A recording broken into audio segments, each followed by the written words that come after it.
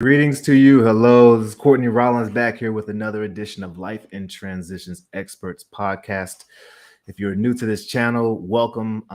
You may be here because you are experiencing a probate, or you're going through some transition where you have to sell the affairs of the estate of someone, or perhaps you're trying to figure out what to do with property or with the personal items in place as you attempt to move. Maybe your mom or your dad, or maybe you're thinking about moving into a different community. At Life and Transitions Experts, we really try to help folks through those transitions. And if you're on the YouTube channel, we'd love for you to hit like and subscribe. If you have any questions or anything that I can try to address, I'll do my best to do so. I am not an attorney or a CPA or financial advisor or giving legal advice, but I do consider myself a probate specialist, an expert, and that requires and takes an approach of learning and sharing. So that's the reason I'm sharing here today.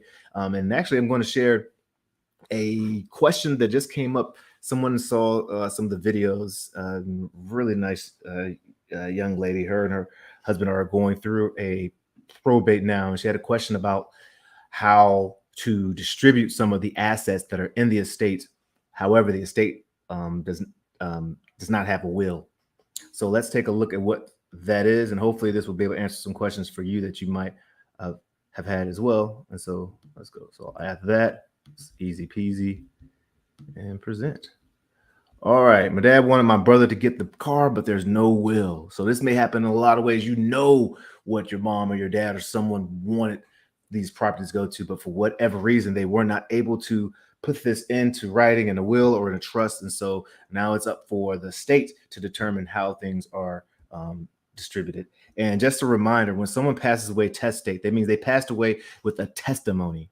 Testate, their last will and testimony of what they want done.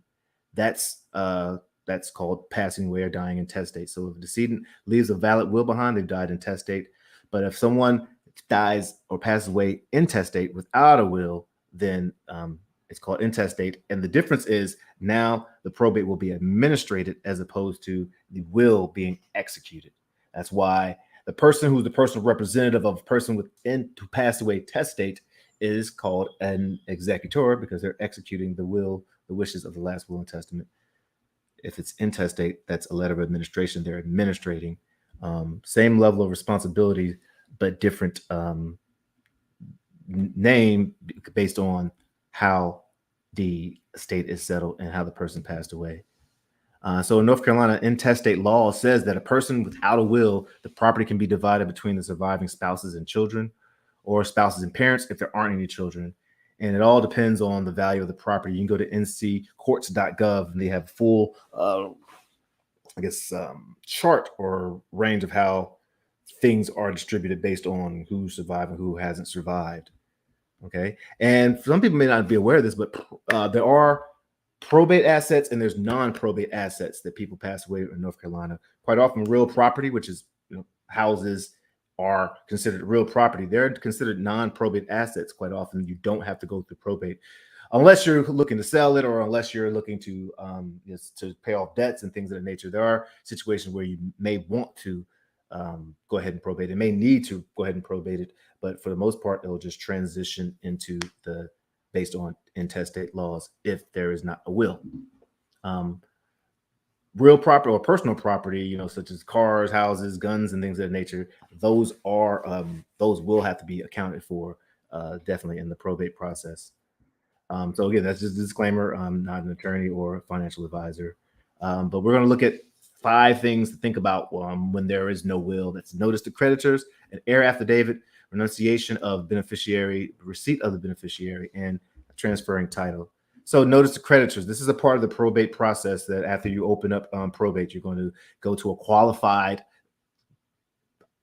publication and place in there for 4 weeks straight that there is an estate open. If you're a creditor, you need to come and raise your hand and say, hey, this is owed to us.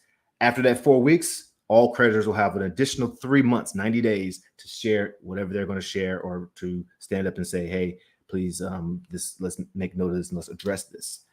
Now, just a little side note, please do not just start paying. If you're the administrator, don't start paying all those bills until notice to creditors period has finalized. One, you may be able to negotiate some of those down. And two, there are priorities. So you don't want to pay off something that wasn't supposed to be paid off as opposed to something of a higher priority. So let's wait till the notice to creditors is run. You get the affidavit that, hey, notice to creditors has run, fulfilled obligation there. Then you can decide and determine how to address those creditors based on what's in the estate. When there is no will, there's an heir affidavit that you'll need to fill out. It's pretty standard. This is quite often you'll have to fill this out if you're trying to either transfer, if you're trying to sell a property or you're trying to transfer a title or deed. Quite often, closing attorneys in North Carolina will ask for this, and this is just a generic one. It's basically saying you'll find someone, third party, who knows you and the decedent and can verify that this person passed away, that this person left behind these folks or didn't leave behind these folks, and you'll be able to get that notarized, and that should be good to go. And you'll also need a renunciation of beneficiaries if there's more folks, particularly in this situation. There were several brothers, but they all knew that the father wanted one of the brothers to have the property. So the other brothers or the siblings will had to fill out a renunciation of beneficiary. You could pull that online or go to my website or DM me and I'll send it to you, or click on estateproservice.com to check out these. But these are all public documents that you can get just through a Google search. So you make sure you have that in the file so they know, okay, they're not, and you can specifically state what you're renouncing your benefits from. So if you want to keep partial credit of a house or some other thing, but you don't want anything to do with the motorcycle, then that's what you'll make a note of, and you'll just write it out right there for the renunciation of beneficiaries. Also, make sure that after you've paid off the debts and you get the renunciation, whoever you do send it to, whoever receives assets, make sure you have a receipt of beneficiaries that will also go into the probate file. Transfer taxes can be very different. Again, if it's a non-probate asset like a house, the closing attorney may want the affidavit, the heir affidavit, and you'll go through the closing process, transfer taxes, things of that nature. For something like a motor vehicle or even a mobile home that may be designated as a motor vehicle, it's a matter of taking the title, taking the deed, and notarizing it over to the state, the administrator, notarizing it over to whoever they want it notarized to, and make sure you get a receipt of beneficiaries and things and make sure you get that done. And and if you do need the title or the deed, then you can, with your letter of administration that you receive, showing that you have authority to administer the estate, you can request the title.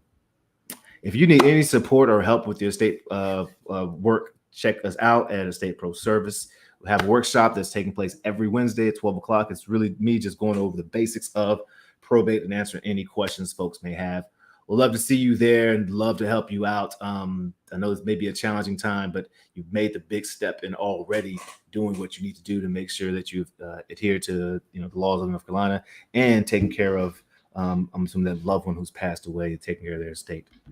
All right. So other than that, folks, I am going to sign off as I always do, saying, life in transitions experts, let your light shine.